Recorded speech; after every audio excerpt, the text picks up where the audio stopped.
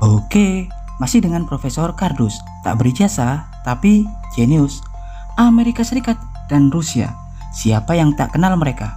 Dua negara adidaya ini adalah pemegang kendali hegemoni perpolitikan dunia dan sentra militerisasi atau pusat pengembangan senjata militer dan teknologi terbarukan. Mereka berdua akan terus berlomba menjadi yang terdepan, entah sampai kapan. Meski faktanya, kapasitas kekuatan ekonomi Amerika jauh lebih tinggi daripada Rusia, yang notabene sangat memungkinkan untuk mendanai berbagai riset teknologi, militer, dan luar angkasa.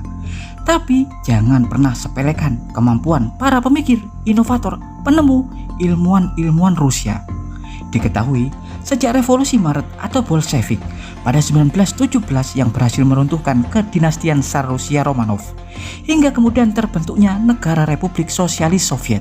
Sejak saat itu, rakyat Rusia dipaksa untuk terus berpikir, berinovasi, untuk mengungguli rival abadi mereka, yakni Amerika Serikat. Mereka terus membuat proyek-proyek besar, baik dalam bidang militer, persenjataan, teknologi luar angkasa, dan lain-lain. Pembangunan sumber daya manusia secara sistemik dan terstruktur membuat mereka tak pernah kekurangan inovator dan para pemikir. Regenerasi ilmuwan terus berjalan. Hal itulah yang membuat Rusia selalu berambisi untuk selangkah di depan rival abadi mereka, yakni Amerika Serikat. Seperti halnya dengan tragedi-tragedi kecelakaan kapal selam nuklir pertama di dunia yang pernah dialami oleh Soviet atau Rusia di era awal Perang Dingin di akhir tahun 50-an. Tapi sebelum Profesor Kardus mengulasnya, jangan lupa like dan subscribe di channel Profesor Kardus. Tak berijazah tapi jenius, untuk mendapatkan informasi dan notifikasi terbaru dari sudut-sudut bumi dan sudut-sudut alam semesta lainnya. Ya, pengembangan proyek kapal selam konvensional sudah dilakukan sejak era Perang Dunia Pertama.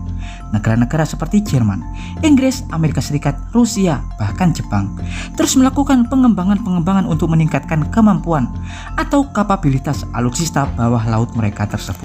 Karena peran kapal selam sangatlah strategis dalam peperangan di laut, kapal selam dapat bekerja dengan senyap dan dapat melakukan serangan tiba-tiba ke jantung pertahanan musuh, terutama armada laut. Untuk itulah negara-negara yang mendominasi dunia saat itu berusaha keras untuk mengembangkan kapal selam yang dapat bertahan lama di dalam air dan tentunya bersifat siluman atau anti radar. Para ilmuwan pun akhirnya menyarankan untuk mengembangkan teknologi nuklir berbasis reaktor untuk kemudian diaplikasikan sebagai sumber tenaga kapal selam. Penggunaan energi nuklir selain lebih ringkas, efisien, panas reaksi fisi dalam reaktor juga dapat digunakan sangat lama hingga bertahun-tahun dan sangat cocok untuk menggerakkan turbin uap pada kapal selam, menggantikan motor listrik atau diesel.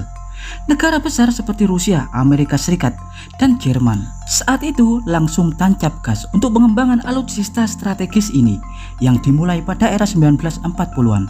Tapi Amerika Serikatlah yang diketahui berhasil memenangkan perlombaan ini dengan kapal selam tenaga nuklir pertama mereka, yakni USS Nautilus yang diluncurkan pada tahun 1952. Mendengar kesuksesan Amerika, Soviet pun merasa dilangkahi.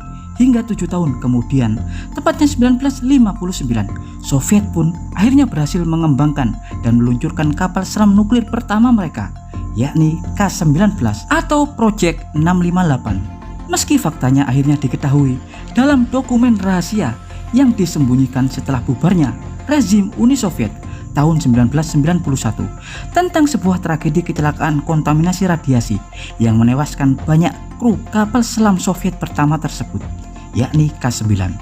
Tragedi tersebut terungkap 30 tahun setelah kecelakaan karena pemerintah Uni Soviet menutup-nutupi tragedi tersebut. Pihak barat, terutama Amerika Serikat, menganggap desain K-9 dianggap prematur karena dibuat dengan tergesa-gesa sebagai tanggapan peluncuran kapal selam nuklir Amerika Serikat, yakni USS Nautilus. Karena diketahui selama proses pembangunan K-9 diketahui 10 pekerja sipil yang bertugas merakit kapal selam tersebut juga meninggal dalam beberapa kecelakaan kerja. Ya, setelah peluncuran pada 8 April 1959, pada Januari 1960, sebenarnya kapal selam tersebut tengah mengalami beberapa masalah, terutama pada desain reaktor. Saat penugasan pertama dalam misi sejauh 17.347 km, Kapal tersebut diketahui gagal menyelesaikan misi dan harus kembali untuk melakukan perbaikan karena batang kendali reaktor bengkok. Hal itu terjadi karena kesalahan pengoperasian reaktor. Tapi tragedi yang sebenarnya terjadi 1 tahun setelahnya, tepatnya pada 4 Juli 1961. Kapal ini dikomandoi oleh Kapten Nikolai Vladimirovich Zatayev. Saat itu K-19 mendapatkan misi latihan intai di Atlantik Utara, Tenggara, Kepulauan Greenland. K-19 adalah kapal selam nuklir yang dipersenjatai rudal balistik terbaik saat itu. Tragedi ini bermula ketika pada pagi hari pukul 4.15, tekanan sistem pendingin reaktor nuklir tiba-tiba menurun menjadi 0. Hal itu disebabkan oleh kebocoran reaktor dan kapal selam tersebut sulit mendapatkan sinyal untuk menghubungi Moskow. Selain itu diketahui sistem radio darurat diketahui telah rusak dalam kecelakaan sebelumnya. Saat itulah batang kendali kemudian dimasukkan secara otomatis oleh sistem skrem darurat. Hal itu dilakukan karena kebocoran sistem pendingin membuat panas fisi pada inti reaktor melonjak hingga 1470 derajat Fahrenheit. Dan itu bisa meningkatkan volume uap yang dapat memicu ledakan, persis seperti kecelakaan di Chernobyl. Tapi meski skrem dan batang kendali kemudian dimasukkan, suhu inti ternyata tetap tidak bisa turun.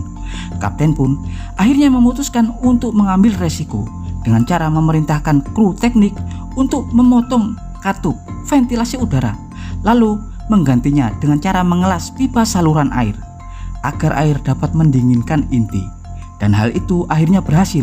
Suhu inti pun akhirnya turun, tapi tidak untuk radiasi kuat yang mengkontaminasi ruangan reaktor. Diketahui 8 orang kru teknik yang bertugas memotong pipa pendingin mendapatkan radiasi yang sangat kuat. Mereka sadar bahwa diri mereka akan mati kurang dari 10 hari. Mereka pun mengisolasi diri dan menjauh dari 120 awak yang lain.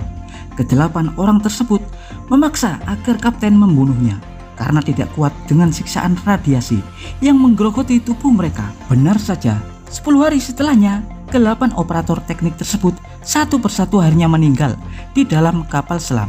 Hingga akhirnya kapten pun memutuskan untuk membuang 8 operator yang telah meninggal tersebut ke lautan melalui sistem saluran limbah dapur. Sisa 117 kru bersama kapten. Situasi pun akhirnya semakin memburuk.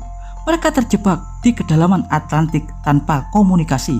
Hanya radar sonar yang bekerja, yang hanya dapat mendeteksi objek dalam radius 1,5 mil. 117 kru tersebut mengalami keputusasaan selama beberapa hari, dengan 12 diantaranya adalah kru yang sedang sekarat. Karena mereka juga menerima paparan radiasi radioaktif yang sangat kuat. Hingga kemudian titik cerah pun muncul ketika sonar mendeteksi sebuah kapal asing di permukaan. Mereka berusaha mendekati kapal tersebut, tapi ternyata kapal tersebut adalah armada Laut Utara Amerika Serikat.